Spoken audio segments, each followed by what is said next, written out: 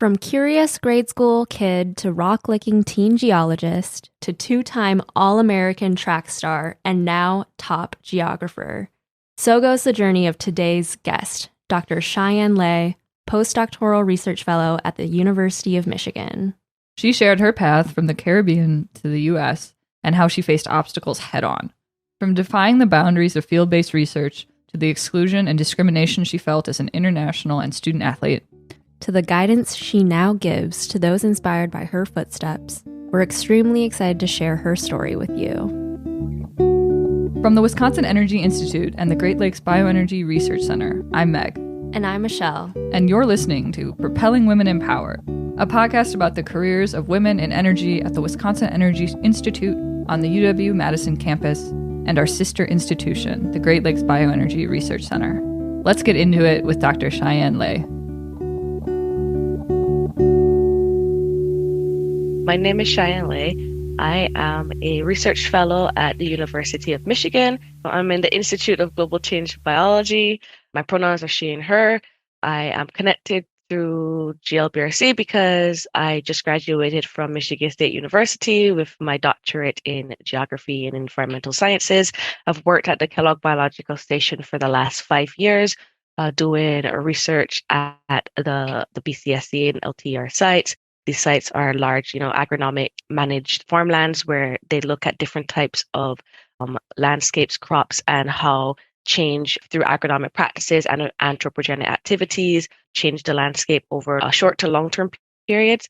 So I work with the GLBRC with my research, which is looking at how solar radiation and how it is absorbed by different surfaces or reflected, and that phenomenon is called albedo, and how that change in albedo can either warm or cool the atmosphere or the landscape surface over periods of time. They were looking for someone to provide a synthesis project of global change biology, human environmental reactions at a much larger scale. And there's been many research projects that have been done at very small scales, very interesting, but local field plot scales, my dissertation included.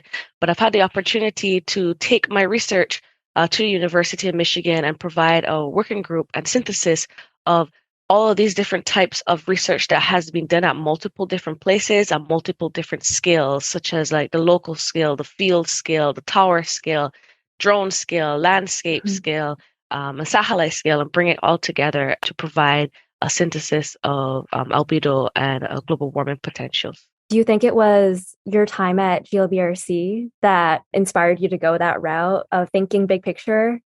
Yeah, most definitely. It was also before GLBRC and MSU. I really enjoyed doing research. I found that out from my undergraduate internship days, where I was doing, microstream invertebrate assessments, water quality management, removing invasive species, looking at different changes upon the landscape. And I think that kind of fed into, my master's program in hydrology and landscape changes at Western Michigan University, and then into my Ph.D. at Michigan State University, where I was able to continue that same type of research with the help of the Kellogg Biological Station and GLBRC. In this huge scope of your research, what excites you most about it? I like that it is very interdisciplinary. I get to work with a lot of different people every day within my research, and it's always very new and evolving. A lot of different institutes, IPCC, policymakers have realized that albedo and how it affects the landscapes and global warming is very important, but has not been kind of researched in a very wide detail. And I like being able to be at the forefront of this new area that's coming up, and it's very important. It's very fast paced, and I have a love for instrumentation, and I get to work with that throughout my PhD program. I was able to have the opportunity from my mentor, to be able to create my own research project. And from that, I was able to bring together, micrometeorological towers and which sensors I wanted to work with. So when I, talk about this to, lay people, to my family, it's not just, I'm outside with sensors, just gallivanting in fields, but at the end of the day, what is the main use? And a lot of people, like to take out their phones to be like, okay, in the next 2 hours, it's going to rain. Well, the data coming from these sensors helps that at a, very indirect but relatable scale. So you mentioned a little bit before your interest in landscape ecology funneling into how you found your way to studying albedo and like this big systems thinking. Where exactly was the origins? How did you find your passion for geography? So when I was in high school, I came across a book for the Mount St. Helens volcano Mm. in the US, and I thought it was super awesome. So I initially wanted to be a volcanologist because I thought volcanoes were the bomb. Ha. That's a um, good one. Thank you. From there, I kind of moved into geography because I had a passion for it and I really enjoyed it. And from there, I kind of branched out into a lot of field research. So I took up a lot of internships, which allowed me to be outdoors. And from there, I was able to gain a foothold into, landscape ecology, geography, the environmental sciences, and how, the humans and the environment kind of interact with each other. And I've kind of just taken it from there. Was there a moment in there specifically where you just knew that research was what you wanted to do? I guess when I was out in the field one day, I was interning at the Huron River watershed, and we were out in Whitmore Lake taking some stream quality measurements. And I was just about to finish my undergraduate and start my master's program, but there were Yeah. two other students who were also there, just doing volunteer activities with the Huron River watershed. And it was great being able to be like a mentor to them and show them, this is what we do, this is how to take the width of the stream and the speed of the water, and these are the plants to look out for to show like the health quality of the stream. At one point, we had gotten lost, and one of the volunteers was like, "We need to go the other way," and I'm like, "Actually, I'm a geographer. Trust me, we go this way," and we made it out of the swamp alive with everyone intact. And from there, I think I really enjoyed research and being able to explain the science to people in a way that the light bulb goes off in their head and they're like, I understand that. That's great. Now I can put this together and that together, and it makes perfect sense. At Michigan State University, I've had over 8 interns who I have mentored over the course of many years, as well as being able to attend many conferences, lectures, to present my research. And I really enjoy seeing the interactions with not only students and interns, but the public, such as farmers, as well as scientists, from all different aspects of the research, where you might not be the one doing the research, but the research still affects you, especially its outcome. I think that is such a great viewpoint. When you think of research, oftentimes people think it's a lot less about like the communication Yeah. between parties and like especially since you included other stakeholders and who your research affects. I get a lot. People just say, so you're in an office, just tapping away at a computer, or you're in a very remote area, just, gathering data. I'm like, well, yes, research is part of that. But being able to bring that research to the people that it matters to is also very important. Yeah, and it's also a huge reason, motivating reason for you as the researcher Yes. too. Like Yes. what It's like, why does this it's actually matter? working. Yes. Yeah. It matters. And you Yeah. understand it. We Yeah. all Oh my understand gosh. it. So you mentioned a little bit like one of those changing moments of how you knew you wanted to do research was you being able to mentor other people. I'm wondering, in your own experience, did you have any mentors that led you on your way? Yeah, I definitely had some mentors that was very integral in the path that I have taken. When I was at MSU, my advisor, Dr. Jiquan Chen, he was a very critical person in my field and helping me go along the path that I am going today. He provided me, opportunities to work with the GLBRC and the Kellogg Biological Station. He was a mentor who helped give me advice on like how to troubleshoot the sensors and how to formulate my ideas and the pathways that I do in my research in landscape ecology. And it's been very, very helpful. And also on an indirect scale, I have also had a lot of mentors at the Kellogg Biological Station. The technicians at the Kellogg Biological Station have been also very integral in my research because I am usually on main campus. When something happens at the Kellogg Biological Station about an hour away, it's a little difficult for me to get there like immediately.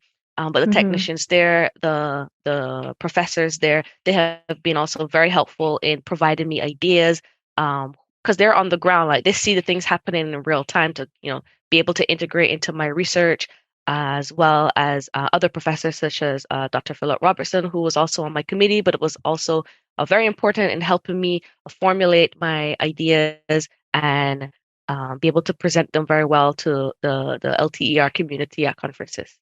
So mentors really just providing you those opportunities, being open to helping you Yes. troubleshoot things. Yes. I like how you mentioned the technicians too, just people that are on your team, like on your Yes. side. They're super helpful both at the Kellogg Biological Station and within my lab at Michigan State University, Landscape Ecology Ecosystems Lab. Just having those colleagues and those friends there who are like, hey, I have a great idea. I think this would be a good idea to implement within your study. Or what about using this sensor as well alongside this other sensor? So having that other person who is other people who are also there to be provide like a different bird's eye view for your research to help make it as interdisciplinary and as reachable to as many audiences as possible. Mm-hmm. Yeah, that's awesome. So one of the things you said early on in the interview was that you interact with farmers and scientists and other people who are maybe outside of the realm that you have your expertise in. As an engineering student and a future engineer, I think that's really important for people to do and recognize. Right. Because sometimes we get boxed into our own little cells. Yes. I was wondering how you developed that perspective. The research that scientists does is very, very important, but being able to bridge that gap within the research that we're doing and it being applicable to farmers, whether they're have a 10-hectare plot or they have a 100-hectare plot, is very critical in kind of bringing that research that we know to the masses. So I could say after harvest, we notice in our research that cover cropping is a great alternative than to leaving the landscape bare. But if the farmers are not, one, doesn't have the information, two, doesn't have access to the information, then how would they know that a cover crop, is more sustainable than leaving the landscape bare over the winter season after harvest? So being able to reach out to the community, because you never know who knows someone that this information is also going to be very important for, is often overlooked, underestimated, and is very, very valuable. And being a scientist is always great to be able to, provide your research at a layman's person's level, whether it's I'm talking to a high school class who is interested in carbon dioxide measurements. I'm currently working with some students at the Battle Creek Math and Science Center who's interested in some of our research data. And being able to understand and explain that research in a capacity that's still understandable to when I'm talking to other scientists at a conference or a consortium on the same topic. So I think this is also a very valuable skill that we need to do when we're reaching out to the community and being able to educate people on what we're doing as researchers.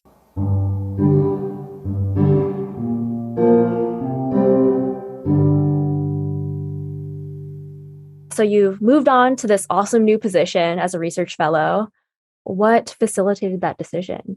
So I have really great mentors in Dr. Robertson and Dr. Chen, who provided really awesome recommendation letters for me.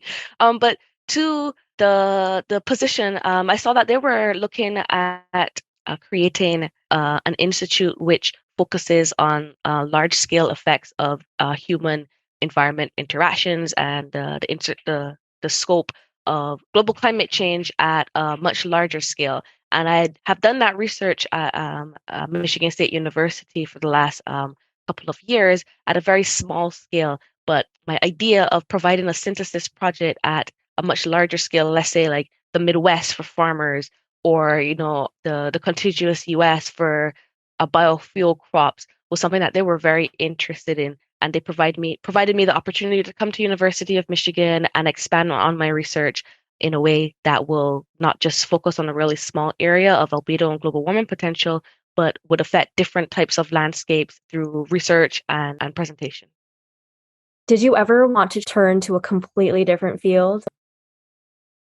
I guess I would approach that question from the opposite direction. When I first started, in high school and undergraduate, I always knew I wanted to do geography and geology, but I was a rock licker because I loved rocks and stones so much, and Was I that like the rock liquor? yeah, rock licker. It's a an endearing term for people who do geology and earth science. You're dealing with the different types of minerals, on the landscapes, limestones, sedimentary rocks, that sort of stuff. I was also very interested in that, and I wanted to be a volcanologist. So I didn't quite go that direction because it was very tough to do so, but at the same time, I was still able to take my passion for physical geography and the landscape and kind of broach it into another direction. So it's like you didn't completely abandon that No, first passion. not completely, but maybe one day I'll get to collaborate with a volcanologist and we'll do some really awesome research on like maybe how those lava flows have affected the landscape and in turn, the albedo of that landscape and global warming potentials, warming and cooling. Who knows? Mhm. That's awesome. You say it and it shall happen. Yes.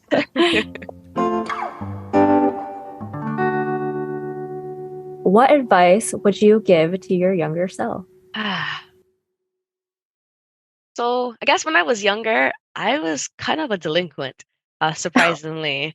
I found out from my friends when I came to the States that you actually graduate from having a good attendance record at school. So you can't just miss school. And I did a lot of that when I was a kid. So my advice would be, to stay in school, be a little bit more passionate about thinking and going to school and being appreciative of the classes that are being taught as a teenager. The teachers know what they're talking about, and I understand that they're not going to be able to provide attention to every single student. You need to be able to bring that for yourself. So I would say to my younger self, to be a little bit more passionate about being in school. Mm-hmm. There are not a lot of opportunities for teenagers from where I grew up in the Caribbean to be successful and kind of went along the athletic side of school. So I was always very active in, track and field and basketball and chess, that sort of stuff. But that would take away from my in-class time. So I'd rather be doing that instead of being in the classroom. And it's understandable because it's really difficult to, get a higher education there. My advice would be, there's still opportunities for, academia success, as a teenager in the Caribbean, if you work really hard. What brought you to the US and do studies here? So I got a full athletic scholarship to study in the States. I'm a two-time All-American in track and field, but I still had fairly decent grades. So I had the opportunity to, come to the States and, study, but I've had a lot of my friends who did not have those opportunities to get the foot in the door. So yeah, I definitely, give my advice to my younger self, if you had to do it again, stay in class a little bit more. I've always been a foot in the door type of person. Even going into my master's program when, initially they had said, well, we don't have any TA ships or RA ships to give you. And I said, no, find one for me because I really want to do this, as a career. And eventually they're like, yes, we can provide you an opportunity to, do your master's program with funding tuition. But at the same time, when I was a young kid, I realized very quickly that the opportunities were very small and in between, and that can make people hopeless. But I was kind Mm-hmm. of the other way around, whereas I'm going to prove everyone wrong. So here in the States, college coaches can come and view footballers and then like kind of like recruit from there. But when you're in a completely different country, it's a lot harder to like fly down and see the Mm-hmm. talent. Whereas I put myself out there. I contacted universities and said, hey, I've competed for my country. I exist. I want to come to the States and get an education. If you can do it through an athletic scholarship, that would be great. And from there, I was able to contact universities who were interested in offering me a scholarship and giving me the opportunity to come to the States and learn. Kind of branched out from there. Using what was then my talents as a delinquent teenager, which was sports, to become a much more academically, prone and interdisciplinary person that I am Mm-hmm. today. that is the beginning spark for finding those opportunities, is advocating for yourself. There are people who have kind of followed in my footsteps using my examples. Since Mm-hmm. I have successfully, gone on to graduate programs here in the States, I've had students, from my home country reach out to me and was like, give me your advice on how I can do the exact same thing. And I, still take that mentorship, it might not be in my field, but I'm still helping other students and teenagers achieve their dreams of potentially, getting an education, and still, doing sports as well. Moving with all the pieces of what's made you successful Right. and Don't keep it integrating to it. myself, but help other people as well. Yeah, no, that's great. And on one of the articles I found on you, it says that one of your hobbies is riding motorcycles for fun. And I think that's freaking awesome. I bet that's an awesome break from work. How did you get into it?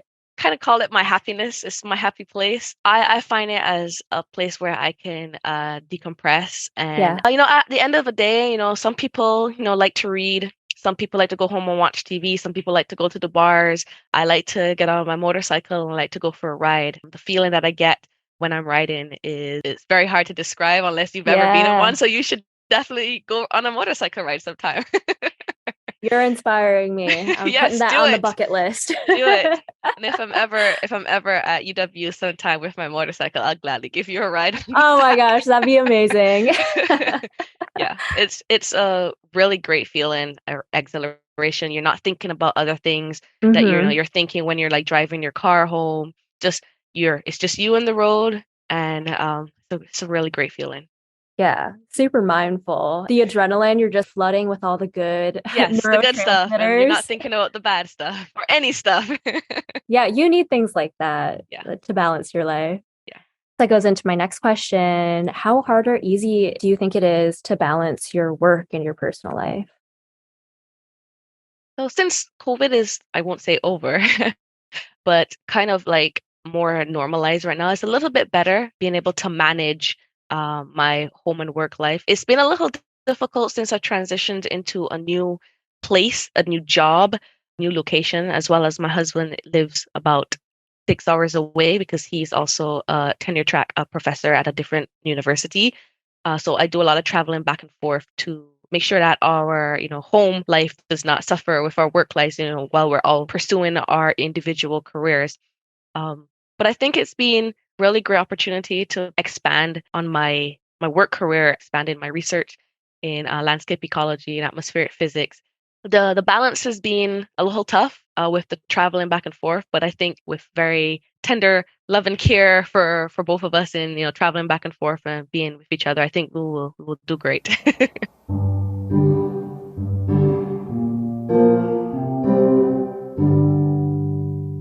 What do you think are continuing obstacles for women in your field? I think there are a lot of obstacles for women, especially acceptance of women within STEM programs. One great example would be my micrometeorological towers requires, really big marine car batteries to function throughout the winter.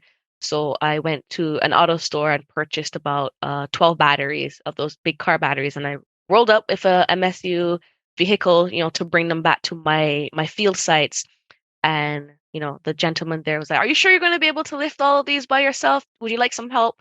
I ignored the first part and said, "Yes, I would like some help." So then, he picks up one car battery and he's shuffling along to the car while I pick up two car batteries, one in each hand, and we are, "Let's do this." And his mouth drops open. I was like, "Well, I wasn't expecting that." And it kind of brings forth like this analogy, that women, are not able to function, in these very emasculated field studies. And I always enjoy breaking the barriers and showing them that women can do just as much or if not better in, these types of research. I'm not to say that, one is better than the other, but I think that, we should be able to show that there's equality and that one Yeah. person should not belittle another person, in the same area of research. Yeah, or come in with those expectations, like Right. him having the expectation that you couldn't do something. So I guess you kind of answered or gave one example to my next question. Do you see discrimination in academia? I think I've encountered it a few times, and I always try to, stand up for myself in a very polite but firm way. At the same time, I use my experiences that I've had, such as the example that I gave, to try and educate other people very gently that, we should not, have these gender gaps within anything that we're doing. Within my mentoring, I've made sure to mentor, many different people throughout the years, but I've always had a lot of female students, especially international female students, who are also interested in becoming professionals in STEM careers. I'd be very frank with them, that this is something that it's present, but Yeah. you can rise above it with, some determination and education, not only for yourself, but for the people around you as well. So you've said you've grew up in the Caribbean. And last time we talked at the pre-interview, you said you just celebrated your first year of US citizenship, which Yes. is awesome. Woo! Thank you. And that you were also a student athlete at the same time. What was it like navigating school, academia, as an international student while also balancing being an athlete? It was definitely very tough. I didn't have a lot of the support networks like, other people will have, coming into college, like parents, advisors, high school teachers, and mentors who have done the typical, 4-year program. As an international student, you're just thrown into the wolves and hope you survive. And unfortunately, not a lot of people do. A great example was I took an American history class as an Uh, undergraduate for my first semester because I didn't know better. And in the Caribbean, we learn about Caribbean history and European history. When I got into the classroom, the first question that the professor had was, everyone go around talking about your favorite moment in history. And I stepped off a plane 48 hours ago. I have no idea.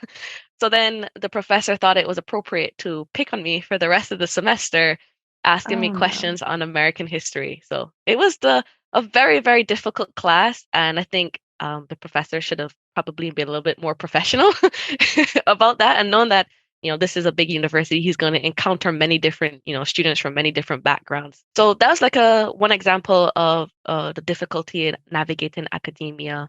I also had the problem of having a very thick accent when I first arrived. I had a lot of people who weren't willing to put into the time and effort to listen to me, like actually sit down and understand what I'm trying to say.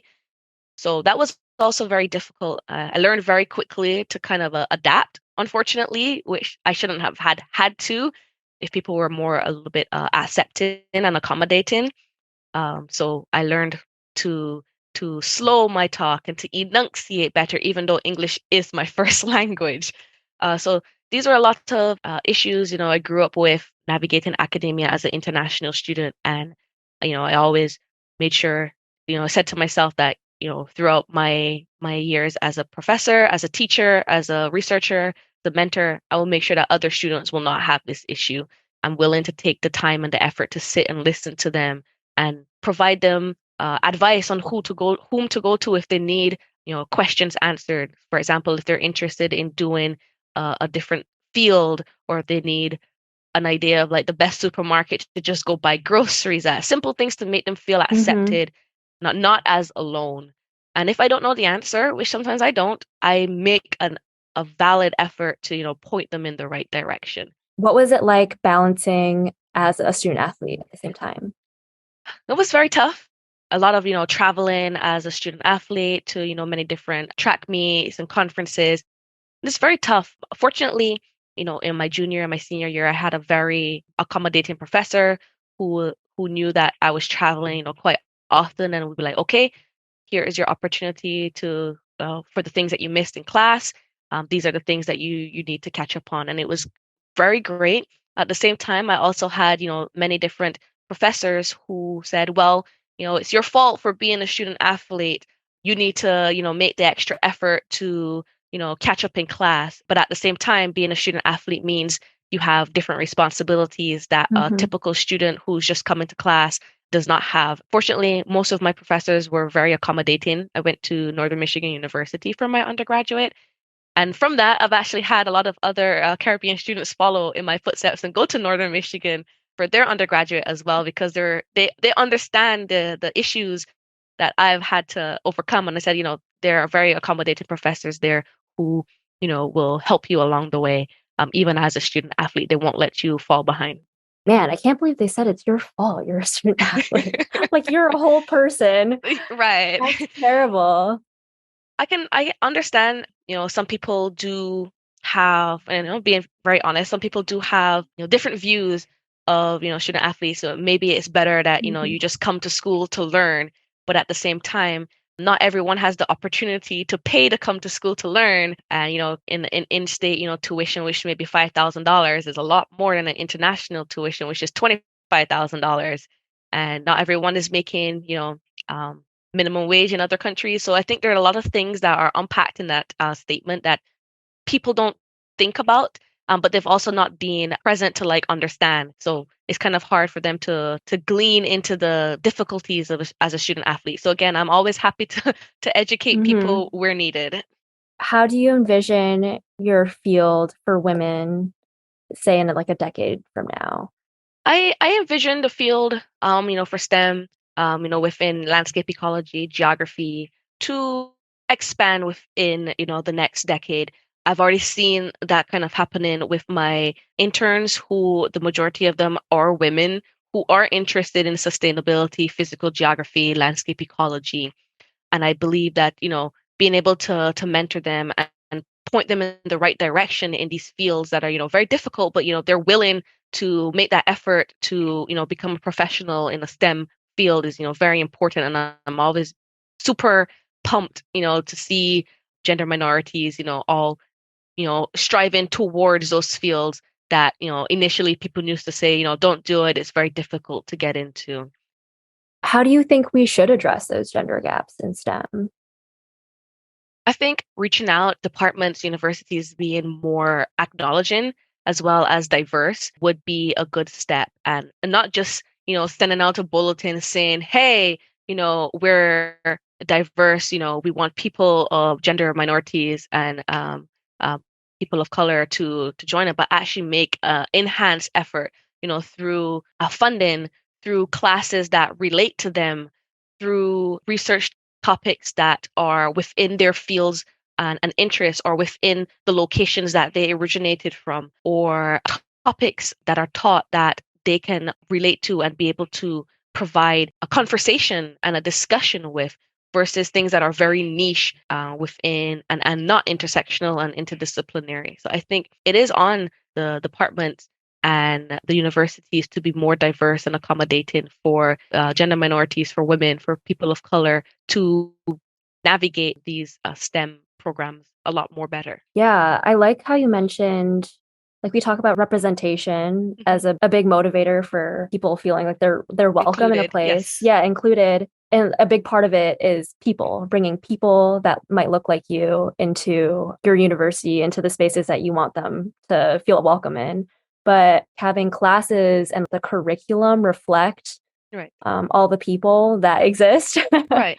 Half of it is just, bringing them there, making them interested in, physical geography and math and physics and biology. The other half is actually, making it inclusive, making them want to stay there, making them feel like they have a place within that professional development area, that they're like, yes, I feel like I can contribute to this science, through the classes that have been taught, or through the discussions with people, through other people who are like me, who are here, people that had the same interests as well.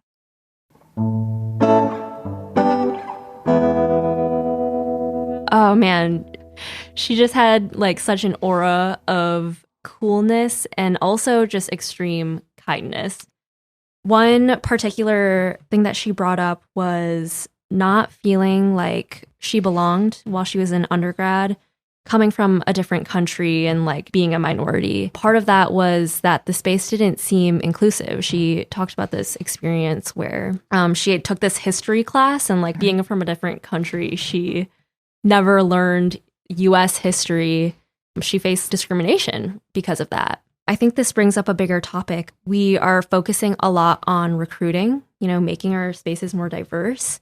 And that's really important, but we're not putting as much of an emphasis on making those spaces inclusive.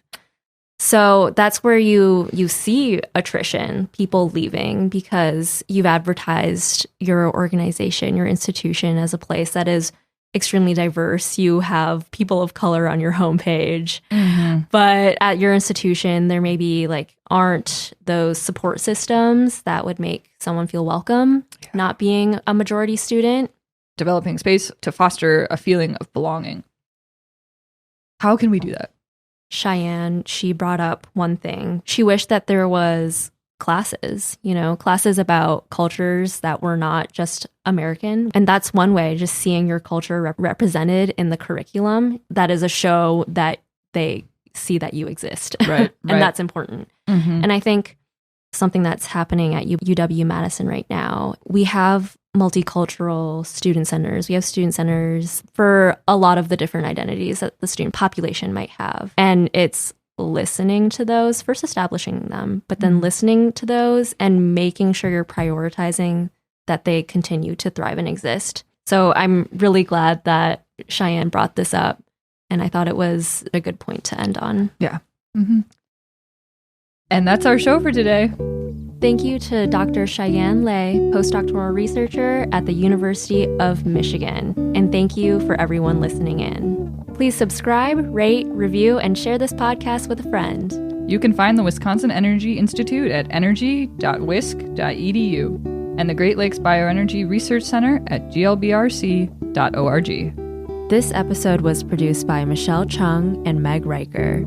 We'll see you next time on Propelling Women in Power. What is your superpower? Being able to take any type of instrumentation that's broken and make it work. I've always had a lot of other scientists email me and was like, I am having issues with this sensor. Do you know what's wrong? So we kind of troubleshoot it together. So I think my superpower is being able to fix any instrument.